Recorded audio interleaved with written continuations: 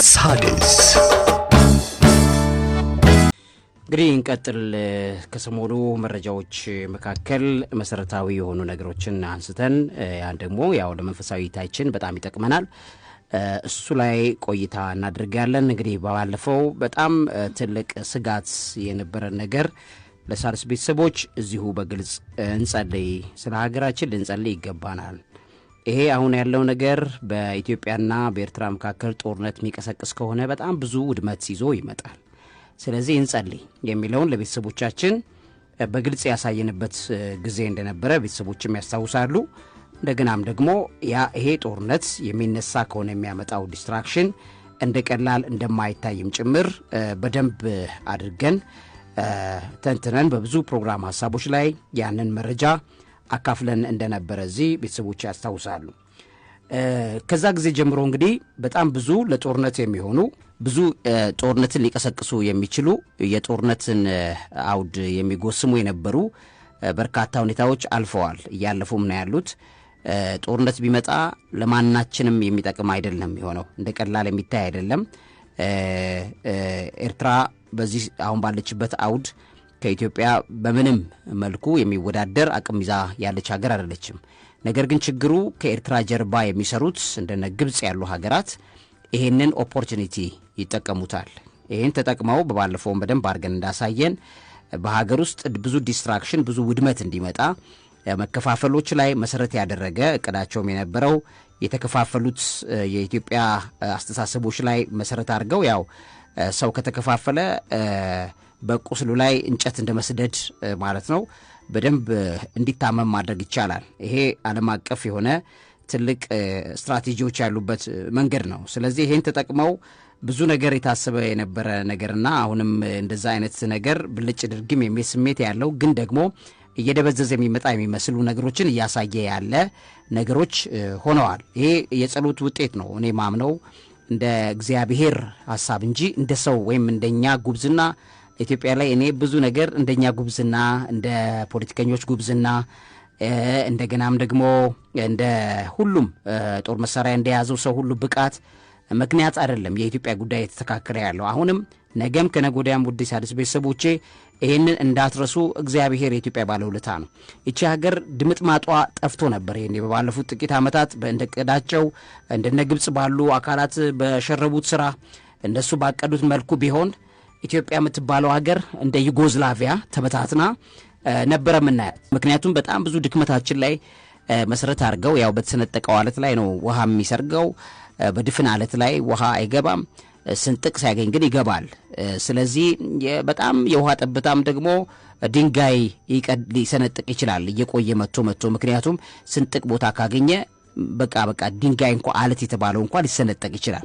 ስለዚህ ሁሉ ጊዜ የምናየው ይሄንን የመሰሉ ነገሮችን አፕዴት አድርገን ስናይ ለእግዚአብሔርን ለማመስገን እኛ ሁሉ ጊዜ በሳድስ ፕሮግራማችን ላይ ትልቁን ትኩረት የምናደርገው እግዚአብሔርን ማስቀደም ነው። በዚህ ፕሮግራማችን ላይ ዕውቀት ታላቁ እግዚአብሔርን ታከብራለች ብለን 7-8 ዓመት ምንጮኸው እውነትም ዕውቀት ቢሆን ጥበብ ቢሆን ማስተዋል ቢሆን እግዚአብሔርን ልታከብር ለእግዚአብሔር ልትገዛ የሚገባት መሆኑን በትክክል ደጋግመን እንደምንሰራ ይታወቃል። ከዚህ አንጻር እንግዲህ ይሄ አሁን ያለንበት ሲቹዌሽን አፕዴቶች አሉበት።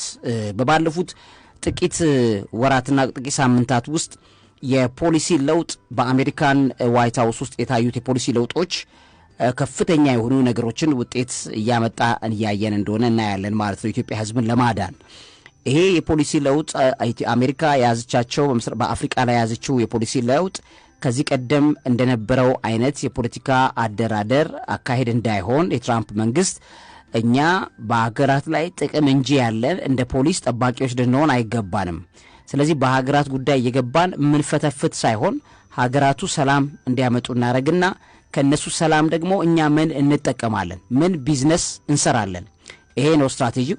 ነገሮችን ሁሉ የምናደርገው ሜኪንግ አሜሪካ ግሬት አጌን አሜሪካንን መልሰን ታላቅ ማድረግ ነው እንጂ አሜሪካንን የጣላት አሜሪካንን የፈጠፈጣት ያለው በሰው ጉዳይ ጣልቃ እየገባን ለሰው ጉዳዮች ብዙ በጀት እያወጣን ብዙ ዋጋ ከፍለናል። በዚህም የተነሳ በመካከለኛው ምስራቅ ላይ ያን ሁሉ ጦርነት ያን ሁሉ ውድመት ስናመጣ እንደገና እኛም የዛ ውድመት ተጠቂ አካላት ሆነናል የሚል ሙግት እንዳላቸው ይታወቃል ሪፐብሊካኖቹ። በዚህ የተነሳ የሚያመጧቸው እቅዶች በጠቅላላ አሜሪካንን እንዴት ይጠቅማታል የሚለው ነው። ከሪፐብሊካኖቹ ደግሞ ፕሬዚዳንት ትራምፕ ያለው አቋም የንግድ ሰው ናቸው እሳቸው። ስለዚህ እኒህ ሰው ከንግድ አንጻር ነው እያንዳንዷ ነገር የሚያዩት። አያዋጣኝም፣ ልክ አንድ ነጋዴ ይሄ ነገር ቢሆን አያዋጣኝም እንደሚለው ሳድስ። ስለዚህ ትራምፕም ያለው ነገር አያዋጣቸውም በፖለቲካው መሰረት ማለት ነው። ሲያሰሉት ቁጭ ብሎ የሚያሰሉት ከቢዝነስ አንጻር ነው። ስለዚህ ምስራቅ አፍሪካ ኬኦስ ውስጥ ብትገባ በግብጽና በኢትዮጵያ መካከል ጦርነት ወይም ኢንዳይሬክት ወይም ዳይሬክት ዋር በቀጥታ ሊሆን አይችልም፣ በፕሮክሲ ጦርነት ሊሆን ይችላል። በተዘዋዋሪ ጦርነት ቢጀመር አሜሪካ የሚኖራት ጉዳት ምንድነው ሲያስጠኑ ነው የቆዩት። ስለዚህ የምስራቅ አፍሪካና የአረብ ሀገራት ላይ ጉዳዮችን የሚተነትኑላቸው በጣም ጠቃሚ የሆኑት ሞሱድ የሰሩላቸው ስራ ይሄንን ነው። ከዛ በኋላ ከሳቸው ጥናት በኋላ ኢትዮጵያ ኢዝ ዘ ሞስት ስትራቴጂክ ከምትባሉ ቦታዎች መካከል ለአሜሪካ አንዷ ናት። ፕሬዚዳንት ትራምፕ እቺ ሀገር ላይ የምንከተለው ፖሊሲ በጠቅላላ የእኛን ተጽዕኖ ማተር ያደርገዋል የሚል በጣም ብዙ ውትወታና ዳይሬክሽን እንደሰጧቸው ይነገራል። በዛም የተነሳ ከግብጽ ጋር ያላቸው ፍቅር የትራምፕ ፍቅር የመቀዛቀዝ ወይም ደግሞ አቅጣጫ የመቀየር ወይም ደግሞ ባላንስ የማድረግ በተለይ ባላንስ የማድረግ በግብጽም በኢትዮጵያ መካከል የኃይል ባላንስ ለመስራት ትራምፕ የፈቀዱበት አካሄድ እንዳለ የሚያሳዩ ለውጦች ታዩ። እነዚህ ለውጦች መካከል አንደኛው ግብጽ የአካባቢው አለቃ የአፍሪካ መግቢያው በር እኔ ነው መሆን ያለብኝ የሚል ስሜት አላት። ያ ስሜት ደግሞ ሰብሳሃራን በሆኑ አፍሪካ ሀገራት መካከል በከፍተኛ ደረጃ በጥርጣሬ የሚታይ እንደሆነ ይታወቃል። ምክንያቱም ከሰሃራ በታች ያሉ የአፍሪካ ሀገሮች የጥቁር ማህበረሰብ አለቃ ወይም እንደ መሪ የምናያት ኢትዮጵያን ነው። በቅኝ ግዛት ዘመን በቅኝ ያልተገዛች ብቸኛዋ የጥቁር ሀገር ኢትዮጵያ ናት። ኢትዮጵያ ለኛ ሞዴል ናት ብለው ነው የሚሞግቱት በግልጽ። ስለዚህ የኢትዮጵያ እድገት፣ የኢትዮጵያ መስፋት፣ የኢትዮጵያ መሄድ ለአፍሪካ ለተቀረው አፍሪካ ወጣት ሞራልና ክብር የተሰራ ስራ ነው።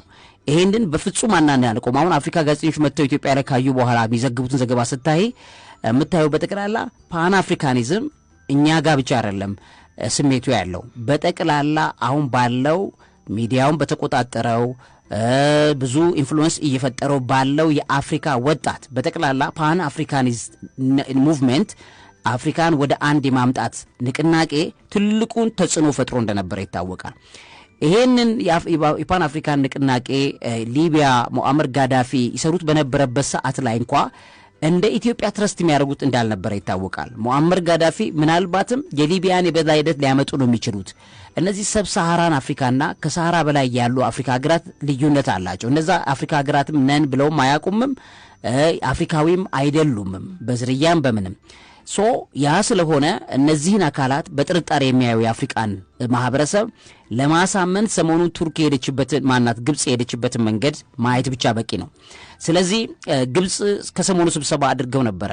የአፍሪካ በሩሲያና በአፍሪካ መካከል የሚደረግ ኢንቴግሬሽን ላይ በጣም ብዙ ሚኒስተራል ማለትም በሚኒስትር ደረጃ የሚደረጉ ስብሰባ ላይ የግብፁ ፕሬዚደንት ኤልሲሲ በግልጽ የተናገሩት ነገር እኔ ከኢትዮጵያ ጋር እኛ ጠብ የለንም፣ የኢትዮጵያ ህዝቦች ወንድም ህዝቦች ናቸው። የኛ ችግር ያለው ከህዳሴ ግድቡ ጋር ተያይዞ ይሄ ማንዳቶሪያል የሆነ ማለትም ሁለቱንም አካል ሊያግባባ የሚችል የሚተሳሰር አግሪመንት ነው የምንፈልገው የሚል ባይንዲንግ አግሪመንት የሚባለው ከግራም ወደ ቀኝም መፈናፈን የማያስችል ባይንዲንግ አግሪመንት ነው የምፈልገው የሚለው ነገር ነው ግብጽ ይዛ የቀረቡት። አሁን ነገሮች በአፍሪካ መሪዎች ነው የሚባለው። አሁን ሰሞኑን ከትናንት ወዲያ የነበረው ነገር ምንድነው? የአፍሪካ መሪዎችን ሰብስበው ነው ኤልሲሲ ሁሉም የአፍሪካ መሪዎችና ፖለቲከኞች ኤልሲሲን ባገኟቸው ሁኔታ በዛ ስብሰባ ላይ ሩሲያንም ጨምሮ ከኢትዮጵያ ጋር ያለሽን ትረስት ግብጽ ማታስተካኪ ከሆነ የተቀረው አፍሪካ ጥቁር ማህበረሰብ አያምንሽም የሚል ዲል እንዳለበት አንድ ዶክመንት ሳነብ ነበረ። ያ ምን ነው የሚያሳየው ከኢትዮጵያ ጋር የሚኖረው ሰላም ለተቀረው አፍሪካ ጋር የሚኖርሽን ቢዝነስ ማተር ያደርጋል። ምክንያቱም አሁን ቱርክ ግብጽ ምን መሆን ትፈልጋለች? እንግዲህ ቱርክ አፍሪካ ውስጥ ገብተው ኢንቨስት እንደሚያደርጉት ግብጽም አፍሪካ ውስጥ ገብታ ኢንቨስት ማድረግ ትፈልጋለች። ኬንያ ላይ አሁን በጣም በሚያሳዝን ደረጃ ኬንያ ከግብጽ ጋር አግሪመንት እየገባች ነው። የገባችው አግሪመንት ምንድነው? የጦር መሳሪያ ምርት አግሪመንት ማለት ነው። ይሄንን እና መሰል ጉዳዮችን እየገባች ነው ግብጽ። በየቦታው ላይ ገብታ ቢዝነስ እየዘረጋች ሌላ ግንባታውን ታንዛኒያ ላይ ግድብ ገንብታለች። ሌሎች ላይ ይሄን ቢዝነስ እየሰራች ነው ያለችው። ምን ማለት ነው? ሌሎቹ አገራት ሁሉ የሚጠይቋት ከኢትዮጵያ ጋር ያለሽ ነገር ካልተስተካከለ ከኛ ጋር እንደዚህ አይነት ቢዝነስ ዲል ውስጥ መግባት የሚከብድበት ጊዜ ነው የሚለው ነገርን ግዴታ ስለነበረባት ነው ያሉ ትንታኔዎቹ የሚናገሩትና በጣም አንድ የአረብ አገር በጣም ታዋቂ ጋዜጠኛ ሲነትነው ሰምቼ ነውና ማለት አንብቤ ነው እዛ ላይ በግልጽ ነው ምንድነው የሚለው ግብጽ ወደደችም ጠላችም ከኢትዮጵያ ጋር ቋሚ ሰላማዊ አግሪመንት ከሌላት በቀር የተቀረው ቦታ ላይ አሁን በመትሄደው አካሄድ ለመሄድ የሚቸግራት እንደሆነ በግልጽ ያሳያል ብሎ ያስቀምጣል። ይሄ ባለበት ሁኔታ ላይ እንግዲህ የአሜሪካም ግፊት እንዳለበት ይነገራል፣ የእስራኤል ግፊት እንዳለበት ይነገራል። እንደገናም ደግሞ ሌሎች እንደ አረብ ኤሚሬትስ አይነት ሀገራትም ያሉ ግፊቶች እንዳሉ ይነገራል። ግን ይሄ ባይንዲንግ አግሪመንቱን ኢትዮጵያ አትቀበለው። ግብጽም ደግሞ ያንን ባይንዲንግ አግሪመንት እንዲመጣላት ትፈልጋለች። ይሄስ ምን ያመላክታል የሚለውን ቀጥለን መተን እንመለከተዋለን። በጂኦፖለቲክሱ ላይ ያለውን ነገር መሰረት አድርገን በዚህም ጉዳይ እግዚአብሔርን እናመሰግንበታለን ማለት ነው። ሳድስ ይሄን ጉዳይ በመዲል በማድረግ በአሜሪካና በኢትዮጵያ መካከል ትልቁን ስራ የሰሩት ማሳድ ፋሬስ ቡሎስ የመጀመሪያው እሳቸው ማን ናቸው የሚለውን ነገር መጠቆም ጥሩ ነው። በጣም ለኢትዮጵያ እጅግ በጣም ጥሩ ሰው ናቸው። ማሳድ ፋሬስ ቡሎስ እንግዲህ የዶናልድ ትራምፕ አሁን ባለበት ሁኔታ ላይ የአሜሪካ ሲኒየር አድቫይዘር ፎር አረብ ኤንድ አፍሪካን አፌርስ ነው የሚባለው። ለአፍሪካና ለአረብ ሀገራት ሲሪየስ የሆነው ነገር አድቫይዝ የሚያደርጉ የሚያማክሩ ሰው ናቸው። እኚህ ሰው እንግዲህ በጃንዋሪ 20 2025 ነው የገቡት። በተለይም ከኤሎን መስክ ጋር በጣም የሚዋደዱና ኤሎን መስክም በጣም የሚወዳቸው ሰው እንደሆኑ ይታወቃሉ። እኒህ ሰው ቶም ፔሬዝ የሚባል ሰው ነበረ አስቀድሞ ከሳቸው። አሁን በ2025 ባለፈው ጃንዋሪ ወር ላይ ነው ትራምፕ እኒህን ሰው ወደ ስልጣን ያመጣው። ስለዚህ ከዛም ቀደም ብሎ ሰርተዋል። በዶናልድ ትራምፕ ሰዓት ላይ አንዳንድ ጉዳዮች ሲያግዙ የነበሩ ሰው ናቸው። እንግዲህ ከዛ ጋር ተያይዞ በብዙ መልኩ ሰርተዋል። ማርኮ ሮቢዮ ማለት የኒ ሰው በጣም ቅርብ ነው። በነገርሽ ላይ በጣም ቅርብ ሰው ማርኮ ሮቢዮና ፋሬስ በጣም ተቀራራቢ ጓደኛሞች ናቸው። የማርኮ ሮቢዮንም ጭምር አእምሮ ስለ ኢትዮጵያ እንዲሳብ በጣም በብዙ ፖዚቲቭ ነገር እንዲሞላ እየሰሩ ያሉ ሰው እኒ ሰው ናቸው። ማሳድ ፋሬስ ቡሎስ ኢትዮጵያ ውስጥ መጥተው በባለፈው በጣም ብዙ አስደናቂ እኔ ኢትዮጵያን በጣም ነው መወዳት፣ እንደገናም ደግሞ ይቺ ሀገር ግሬት ላንድ ናት፣ በጣም ብዙ ታሪክ ያላት ናት በሚል እንግዲህ እኛ ስለ ፖለቲካ አይደለም የምናወራው፣ ስለ ኢትዮጵያዊነት ነው የምናወራው። ከላዩ ላይ ነቅሰን ለኢትዮጵያ የሚጠቅማትን ነው። ምክንያቱም ኢትዮጵያ ማለት ፖለቲከኞቹን በሌሉ ሰዓት የምትቀጥል ሀገር ናት። እንደዚህ አይነት ነገር ኢትዮጵያ በብዙ መቶ ዓመታት በሺህ ዓመታት ኢትዮጵያ የሰራችው ሬፑቴሽን ክብር ዛሬ ላይ እንደነዚህ አይነት ፖለቲከኞች እንደነዚህ አይነት ተጽዕኖ ፈጣሪዎች በኢትዮጵያ ላይ በጣም ጥሩ ነገር እንዲኖር የሚያደርጉ ሰዎች ናቸው። ቀላል አይደለም። ለምሳሌ አሁን የኢትዮጵያ ጦሯን በጋዛ እንድታሰልፍ የተጠየቀው ጥያቄ ላይ አንድ ቪዲዮ ሰርቼበታለሁ። ቤተሰቦች ያን ቪዲዮ ገብተው ቢያዩት ጥሩ ነው። በጣም ዲፕ አድርጌ ተንትኜ የሰራሁበት ነው። ከጀርባ በጣም እንትኖች ነው ያሉት፣ ውስብስብ ጨዋታዎች ነው ያሉትና ጨዋታው ራሱ ደስ ይላል። የሆነ ፊልም ነው የሚመስለው ጨዋታው ራሱ ማለት ነው። ኢትዮጵያ በጋዛ እንድትሰለፍ የተፈለገበት ሲክሬት ወደ 30 ደቂቃ ምናምን ትንተና ያለበት ፕሮግራም ነው። ገብተው ቤተሰቦች እሱን ይከታተሉት፣ ሁሉ ነገር ይገባቸዋል ማለት ነው። ጨዋታው ውስብስብ ነው። የዓለም ጨዋታ አይደለ። ኢትዮጵያን ለምን መረጧት ብለን ስናይ በጣም ነው የሚገርመው እዛ ውስጥ የምናየው ነገርና ስቲል ይቺ ሀገር የተባረከች ሀገር መሆኗን ስቲል ይቺ ሀገር ግሬስና ክብር ያላት በሌላው ዓለም ላይ አስገራሚ ግሬስ ያላት ሀገር መሆኗን ልባችንን ይነዝረዋል ማለት ነው። ይሄን ስንሰማው በፌስቡክ ገጻችን ላይ ለቀነዋል ቪዲዮውን። ገብተው ቤተሰቦች ሳድስ ሚዲያ ወይም አብይ ይልማ ሚዲያ ግቡና እዛ ላይ እዩት ቪዲዮውን ማለት ነው። ስለዚህ እኒህ ሰው ተመሳሳይ ግሬስ ክሬት ያደረጉ ሰው ናቸው ለኢትዮጵያ። እንግዲህ ፋሬስ ቡሎስ እሳቸው ለዘብተኛ የመንፈሳዊ አቋም ያላቸው ሰው ቢሆኑም በተለይ ሊባኖስ ተወላጅ ናቸው። በሊባኖስ በጣም ብዙ ኦርቶዶክሳውያን የሊባኖስ ኦርቶዶክስ እምነት ተከታዮች ሆነው ኢትዮጵያ ውስጥ ኢትዮጵያውያን የሆኑ ጓደኞችም ወዳጆችም እንዳሏቸው ይናገራሉ እነዚህ ሰው እና ስለ ኢትዮጵያ በጣም ብዙ ኢሜጅን ያስተካከልኩት ሊባኖስ ነው ብለው ነው የሚናገሩት። ሊባኖስ ውስጥ ከፍተኛ ብዙ ኢትዮጵያውያን ይወደዳሉ። በብዙ ኢንተራክሽን በብዙ ታሪክ ውስጥ በሊባኖስ ታሪክ ውስጥ የኢትዮጵያ ታሪክ ብዙ ይነሳል ይወራል እና እዛ ውስጥ ከልጅነት ጀምሮ ኢንፍሉዌንስድ የሆኑ የአባታቸው ታሪክም እንዳለ ሁሉ ይነገራል። ከአፄ ኃይለ ሥላሴ ጋር በጣም ዌል ቱ ዱ ቤተሰብ ናቸው እኒህ ሰው። በአፄ ኃይለ ሥላሴ ዘመንም በቤተሰቦቻቸው ላይ በጣም ትልቅ ኮኔክሽን ከአፄ ኃይለ ሥላሴ ቤተሰብ ጋር እንደነበራቸው የሚነገሩ ናቸው። ቡሎስ እንግዲህ እንደ አጋጣሚ አንለውም እንደ በጣም ጠቃሚ በሆነ ሞመንት ትራምፕ ኢትዮጵያን በጠመዳት በጣም ትራምፕ ጠምደዋት ኢትዮጵያን እንደው ማየት ራሱ መስማት ራሱ የማይፈልጉበት ደረጃ ላይ በነበሩበት ሰዓት እኒህን ሰው የአፍሪካና የአረብ ጉዳዮች አማካሪ አድርገው ወደ ስልጣን ያመጧቸዋል። እኒህ ሰው ቀደም ብለን እንደነገርናችሁ ሚካኤል ቡሎስ የሚባል ልጅ አላቸው። ሚካኤል ቡሎስ በጣም ታዋቂ ነው አሜሪካ ውስጥ። ይህ ሰው የአሜሪካ ቢዝነስ ኤክስኪዩቲቭ ነው። ወጣት ልጅ ነው። እንደገናም ደግሞ በጣም ትላልቅ ካምፓኒዎችን ረን የሚያደርግ የቢዝነስ ሰው ነው። ይህ ሰው የዶናልድ ትራምፕ ልጅ ቲፋኒ ትራምፕ የሷ ባለቤት ነው የቡሎስ። ስለዚህ የዚህ ሚካኤል ቡሎስ እና የቲፋኒ ደግሞ እንደምናውቀው በብዙ መልኩ የምትታወቅ ልጅ ናት። ትራምፕ እንግዲህ ብቸኛ ልጁ ናት። ከሁለተኛ ሚስቱ የወለዳት ብቸኛ ልጁ ናት። ከማሪያ ማፕሌስ ከምትባለው ሴት የወለዳት ብቸኛው ልጁ ናት። በጣም ነው የሚወዳት። ቦታ ያለው ለሷ እና ሁለቱ ባላቸው ኢንተራክሽን አባትና አባት ጓደኛዎች ናቸው ማለት ነው። ሁለቱም የቢዝነስ ሰዎች ናቸው። ሁለቱም የሚተማመኑ ሰዎች ናቸው። እኒህ ሰዎች ትራምፕ በጣም ሰክሰስፉል ካምፔን በ2024 ምርጫው ላይ ለማድረግ የአረብ አሜሪካውያን ኮሚኒቲዎች በጠቅላላ ያሰለፈለት ሰው በተለይ ሚቺጋን ላይ ይሄ ሰው ነው ማሳድ ፋሬዝ ቡሎስ። ይህ ሰው የአፍሪካ ጉዳይ ሆኖ ባለፈው ይሰራ የነበረው ሰው ለኢትዮጵያ በጣም ጥሩ ኢሜጅ ያልነበረው ሰው እንደሆነ ይታወቃል። ቶም ፔሬዝ የሚባለው እና ምንም ሴንስም አድርጎት አያውቅም። በዚህ በሲኒየር አድቫይዘር ሆኖ በአፍሪካና በመካከለኛው ምስራቅ ላይ ያለውን ጉዳይ እንደውም ካበላሹ ሰዎች መካከል አንዱ ቶም ፔሬዝ ነው ተብሎ ነው የሚታወቀው። ቶም ፔሬዝ ይሄን ጉዳይ ብዙ ያወዘጋገበና ያወሳሰበ ሰው እንደሆነ ይታወቃል። በተለይ በጆ ባይደን ሰዓት ላይም የነበረ ሰው ነው።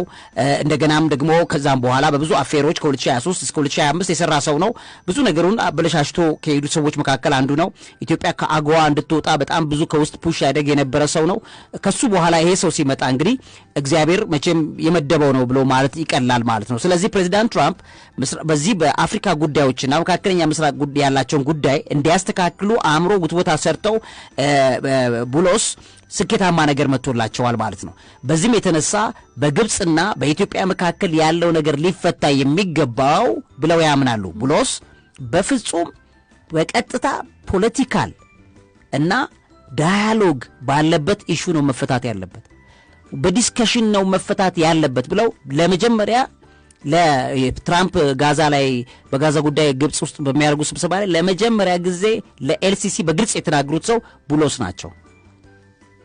በዚህ አሁን በምትሄዱት አካሄድ በፍጹም ውጤት መምጣት አይችልም። እሳቸው እኮ በግልጽ ነው የሚናገሩት። አሁን ግብጽ በምትሄድበት አካሄድ አሏት ለጋዜጠኛዋ ቡሎስ፣ በጣም ታዋቂ የግብጽ ጋዜጠኛ እንደው ትናደዳለች ሁሉ ኢንተርቪው ስታደርጋቸው። እኔ ልንገርሽ ለምንድን ነው የምትቆጪው አላት። አትቆጪ፣ በዚህ ግብጽ በምትሄድበት አካሄድ በፍጹም ውጤት አታመጣም። ኢትዮጵያ ውስጥ ያለውን የብሔር ብሔረሰብ ጉዳዮችን ክፍተትን በመጠቀም እርስ በርስ በማገዳደል ለሆኑ ፓርቲዎች በማስታጠቅ የሆኑ አካላት ከኤርትራ ጋር የሆኑ አካላት ከእንዲህ እየሰሩ ከኢትዮጵያን በተለያዩ አማጺ የሚባሉትን አካላት ስፖንሰር አድርጋለሁ ነው የምትለው ግብጽ የነበረው። ስፖንሰር አድርጌ በቤኒሻንጉል ጉሙዝ ላይ ታጣቂዎችን በሰሜኑ የኢትዮጵያ ክፍል ላይ ያሉ ታጣቂዎችን አስታጥቃለሁ፣ በኤርትራን እንዲያረጋለሁ፣ ከዛ በኋላ የአፋር ምናምን እዚህ ጋር የሶማሌ አካባቢ ላይ ያሉት ጉዳዮችን ቀሰቅሳለሁ፣ እንዲያርጌ ሀገሪቱን በጥብጬ ኬኦስ አድርጋታለሁ ነው የግብጽ ኬኦስ አድርጋታለሁ። ስለዚህ ህዳሴ ግድቡን በማንኛው መልኩ በኔ ቁጥጥር ስር አስገባዋለሁ። ህዳሴ ግድብ አካባቢ ላይ እኔ የምፈልገውን አካል አስቀምጣለሁ፣ ያንን ማኒፑሌት አደርጋለሁ የሚል የፖለቲካ ቁማር ጀምራ እንደነበረ ይታወቃል። አሁን ሰሞኑን ኤልሲሲ ለምንድን ነው ይሄን ሐሳብ የቀየሩት ብሎ መጠየቅ ነው። ቀይረውታል ወይስ አልቀየሩም? ንግግሩ የግብጽን ምናምነው አይደለም። ነገር ግን ኤክስተርናሉን አካል ግን እናምናለን። ምክንያቱም ኤክስተርናል አካሉ ፖለቲከኞች ያሉበት፣ የአፍሪካ ፖለቲከኞች ያሉበት፣ የሩሲያ ያሉበት ይሄ ጉዳይ አለ። አሁን ሲናገሩ ኤልሲሲ የኢትዮጵያ ከኦሱስ መግባት ምስራቅ አፍሪካን በተቀላላ ዲስታብላይዝ ያደርገዋል። በዚህ ከትናንት ወዲያ የነበረው ስብሰባ ላይ ማለት ነው ምስራቅ አፍሪካን ወደ ኬኦስ ነው የሚከተው አለች። ምስራቅ አፍሪካ ላይ የጀመረችው ቢዝነስ አለ ማለት ነው። ምክንያቱም እዚህ ጋር ኢንቨስት ልታረግ ነው፣ ሶማሊያ ላይ ኢንቨስት ልታረግ ነው፣ ኬንያ ላይ ኢንቨስት ልታረግ ነው፣ ሌላ ጋር ኢንቨስት ልታረግ ነው። ስለዚህ ምን ማለት ነው እዚህ ቦታ ላይ ምስራቅ አፍሪካ ኬኦስ የሚገባ ከሆነ ወደ ቢዝነስ ስለቱ ገባች ማለት ነው። ብዙ ጊዜ የቢዝነስ ቋንቋ ደስ የሚለው ለዚህ ነው። ሰው በሀገራት ውስጥ ያለን ችግር ለማስተካከል ከፈለገ የቢዝነስ ቋንቋ ነው መጠቀም ያለበት። የቢዝነስ ንግግሮች ቢዝነስ ዶሚኔት ሲያደርግ ኢትዮጵያ አሁን ለምሳሌ በእነዚህ ጥቂት 10 ዓመታት 7 8 9 6 5 4 ዓመታት ኢትዮጵያ ህዝብ ሳይወድ በግዱ ወደ ቢዝነስ ሪትም ውስጥ ይገባል። ማንም ሰው ሳይወድ በግዱ ስራ ካልሰራ መኖር የማይችልበት ሁኔታ ስለሚመጣ ሰው ሁሉ ግር ብሎ ወደ ስራ ኤሪያ ውስጥ በሚገባበት ወደ ንግድ ቀጠና ውስጥ በሚገባበት ሰዓት ላይ ቋንቋው በጠቅላላ የንግድ ቋንቋ ይሆናል። ሰው የንግድ ኢንቨስት የሚያደርግ ከሆነ ከትግራይ ክልል አንድ ኢንቨስተር መጥቶ ሄዶ እንበልና ጅማ ላይ ኢንቨስት አድርጎ ከሆነ ቡና ለማምረት ጅማ ላይ ምንም ብጥብጥ እንዲነሳ አይፈልግም። ጅማ ላይ ያለ ወይም ደግሞ ቤኒሻንጉል ላይ ያለ አንድ ባለሀብት ትግራይ ላይ ሄዶ ወርቅ ኢንቨስት አድርጎ ከሆነ ትግራይ ላይ ምንም ብጥብጥ እንዲነሳበት አይፈልግም። አዲስ አበባ ላይ ያለ ሄዶ ሲዳማ ውስጥ ያለ ደግሞ ሄዶ እንደገና አፋር ላይ ያለው ሄዶ ቤኒሻንጉል ውስጥ ኢንቨስት ካደረገ ሁሉም ጥቅማቸውን ፎርማሊ ስለሚያመጡት ባለሀብቶቹ ፎርማሊ በጣም ፎርማል በሆነ የቢዝነስ ትሬንድ ስለሆነ አሁን ያለው የዓለም ሲስተም ሳይወድ በግዱ ኢትዮጵያ የገባችበት ኮሚትመንት አለ። የአይኤምኤፍ ኮሚትመንቱ የሚያደርገው ምንድነው? የኢትዮጵያን ቢዝነስ በጠቅላላ ሳትወጂ በግድሽ ወደ ምን ማምጣት ነው? ወደ ፎርማሊቲ ማምጣት ነው። ምንም ነገር ከፎርማል የቢዝነስ ስርዓት ውጪ መንቀሳቀስ እንዳይችል አድርጎ ነው አይኤምኤፍ እየቆለፈ ያለው። ብድሬ አይመለስልኝም ብሎ ስለሚያምን ብድሬ እንዲመለስልኝ የኢትዮጵያ ቢዝነስ ወደ ምን መምጣት አለበት? ወደ ፎርማሊቲ መምጣት አለበት ብለው በጣም የሚሰሩት እነሱ ናቸው እንደምናውቀው። ስለዚህ ይሄ በሚሆንበት ሰዓት ላይ መንግስትም ሳይወድ በግዱ ወደ ምን ይመጣል? ወደ ፎርማሊቲ ይመጣል ሳይወድ በግዱ። ምክንያቱም የሚበድረው ብር ሪፖርት ለማድረግ ፎርማል የሆነ ቢዝነስ ነው። አንድም ብር አይኤምኤፍ ወይም መንግስት ሳያውቀው የሚንቀሳቀስ ብር እንዳይኖር በሚያስችል ደረጃ ላይ ነው ነገሮች አሁን የተቆላለፉ ያሉት። ስለዚህ ነገ ከነጎዲያ ማንኛውም ቢዝነስ ሰው ኢንፎርማሊቲን ስለማይበረታታ በፎርማል ቢዝነስ ስርዓቱ ስለሚገባ ሳይወድ በግዱ ሰውየው ፎርማል ቢዝነስ ነውና በፖለቲካ ምክንያት ቢዝነስ የተበላሸብኝ በቢዝነስ ምክንያት ፖለቲካው እንዲህ የሚልበት ነገር አይገባም። ቢዝነስ ነው፣ ፖለቲካው ነው ይቀጥላል። ሳድስ ይሄንን ሳይወድ በግዱ የኢትዮጵያ ሲስተም ይዞ መምጣቱ አይቀርም። ለምሳሌ አሁን ላይ ባለው ሁኔታ ላይ አይኤምኤፍ እና ሌሎችም አበዳሪ አካላት ኢትዮጵያ ላይ ፎርማሊቲ ወይም ዓለም አቀፍ ስታንዳርድ የሆነ የቢዝነስ ኮኔክሽን የላትም ኢትዮጵያ። ስለዚህ ወደዛ እናመጣለን፣ ካልመጣ እናበድርም፣ ካላበደሩ በጣም ብዙ ችግር ነው የሚመጣው። መበደር ከፈለገ እያንዳንዷን ነገር መንግስት ወደ ምን መክተት አለበት? ወደ ፎርማሊቲ መክተት አለበት። ይሄን ለማድረግ ሲል ኢንፎርማል ቢዝነስ የለመደው ባለሀብት አለ። ከጀርባ ሸቅሎ በኬንያ ይዞ ገንዘብ ዶላር ይወጣል። በዛ ጋር አድርጎ ደግሞ እንደገና ወርቅ ያስገባል። ወርቅ ይዞ እንትን ይዞ በዛ ጋር በኮንትሮባንድ አድርጎ እሱን ሁሉ የሚዘጋበት ማለት ነው። ለምን? ፎርማል የዓለም አቀፉ አበዳሪ ተቋማት ፎርማል ቢዝነስ ስርዓት መዘርጋ ግዴታ ስለሆነ፣ ስለዚህ የዚህን ጊዜ ገንዘብ ይዞ የሚያጭበረብረው ሰውዬ በፍጹም ሀገሪቱ ላይ ሰላም እንድትሆን አይፈልግም። ምክንያቱም ፎርማል ቢዝነሱ አይደለም ያጠራቀመው ገንዘብ ኢንፎርማል ነው። ስለዚህ ነገ ወደ ፎርማሊቲ ሊመጣበት ነው። ፎርማሊቲ የሚመጣበት ከሆነ ህይወትም የለውም ቢዝነስም የለውም፣ ሊታሰርም ይችላል ሰውየው። ስለዚህ ዘ ቤስት ወይ ምንድነው? በሀገሪቱ ላይ ኬኦስ መፍጠር ነው። ኬኦስ መፍጠር፣ ብጥብጥ መፍጠር፣ መገዳደል። ምን ማለት? የመንግስት ባለስልጣናት በኢንፎርማል ቢዝነስ ውስጥ የተነካኩ የተጨመላለቁ አሉ። እንደገና ደግሞ ባለሀብቶች ሆነው በባለፉ 30 ዓመታት የመንግስት ባለስልጣናት የባለፉ 30 ዓመታት ባለሀብት ነጋዴው የባለፉ 30 ዓመታት ጭምልቅልቅልቅ ያለ ብዙ ነገር አለ። ስለዚህ አሁን ከተረጋጋ ነገር ሊታሰር ነው ሰውየው። ያሸሸው ነገር አለ፣ እንትን ያለው ነገር አለ። ስለዚህ ምንድነው የሚፈልገው? በፍጹም እንድትረጋጋ አይፈልግም።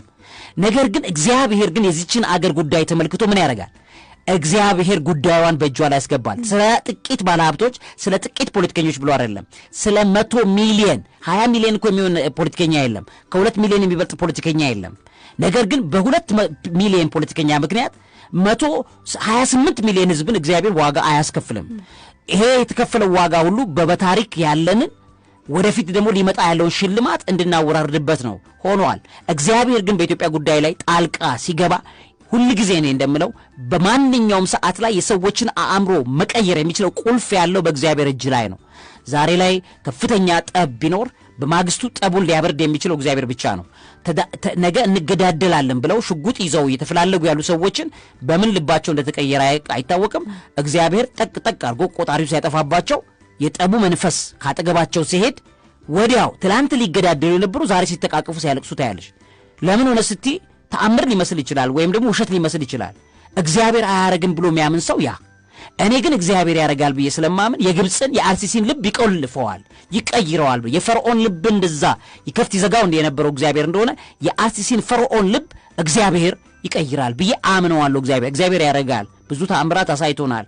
ለዚህ ድሃ ምስኪን ለተቸገረ ለተራበ ዛሬ ትግራይ ላይ አይተናል። በካምፕ ውስጥ ምግብ መድረስ አቅቶ ያ ሁሉ ሰው ሲራብ ያ ሁሉ ሰው አጥንቱ ሲታይ ያ ሁሉ ኢትዮጵያዊ ማለት ነው ነፍስ በጣም ትረበሻለች እንዲህ አይነት ነገር ስናይ እና ይበቃናል። በብዙ መልኩ ያለው ነገር የሚበቃን ጊዜ እየመጣ እንደሆነ እኔ ልቤ ተስፋ ያረጋል። ሰው አመነም አላመነም እግዚአብሔር ምስክሬን ኢትዮጵያና ኤርትራ ኢትዮጵያና ግብጽ አሁን ያለው ጦርነት ማለት በፍጹም ይሆናል ብዬ ስለማልገምተው አይሆንምም። እግዚአብሔር ምልክት አሳይቶ ምልክቱን ቶሎ ብሎ በጸሎትም በምንም በልመናም ሰዎች እግዚአብሔር ፊት ሲደፉ እግዚአብሔር ታሪኩን ይቀይረዋል። ብዙ ነገር እንደሚቀይር እናውቃለን። ለዛም ነው እኔ በጣም ክፉ በጣም ኃይለኛ ነገር አይቼህልም ቤተሰቦቼ ላይ እንጸልይ እኛ ቢያንስ እንጸልይ ሌላውም ይጸልይ ያለ ግን ቢያንስ ለሀገራችን እንጸልይ ይዛን ሰሞን ሁሉም ቤተሰቦች በእርግጠኝነት በጣም ታማኝ ሆኑቱ ሲጸልዩ ስንጸልይ ነበር።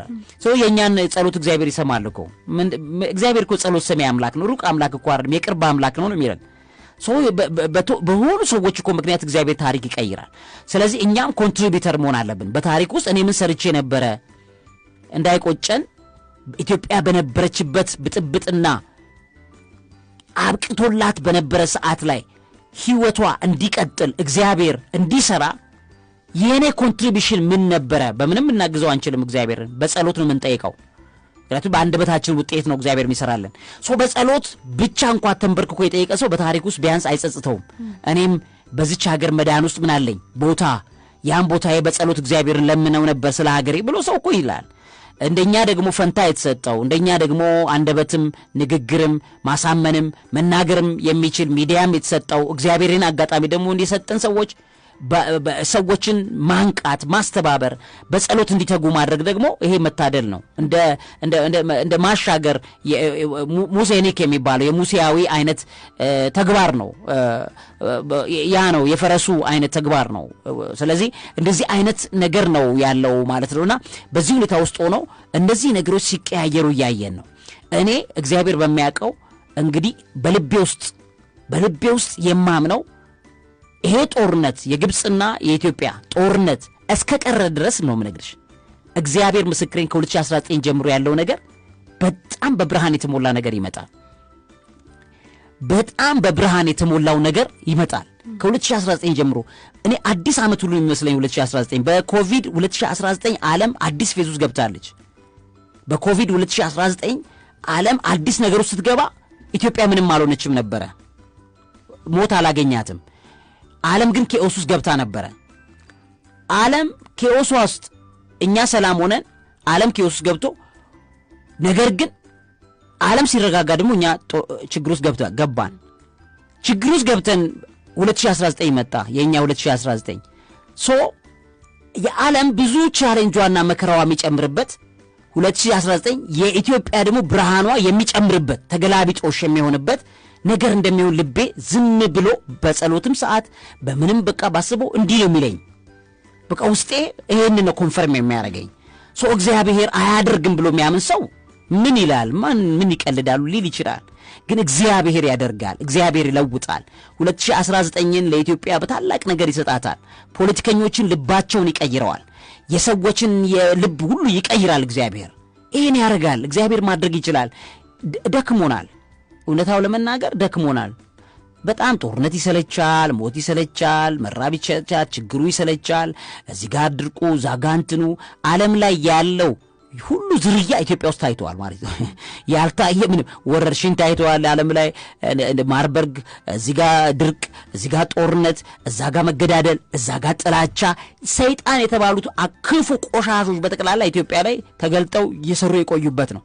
መጽሐፍ ቅዱስ ደግሞ እንደሚናገር ለሰላምም ጊዜ ያለው ለጦርነትም ጊዜ ያለው ለሰላምም ጊዜ ያለው ይላል መጽሐፉ በመጽሐፈ መክብብ ምዕራፍ 3 ላይ ሳድስ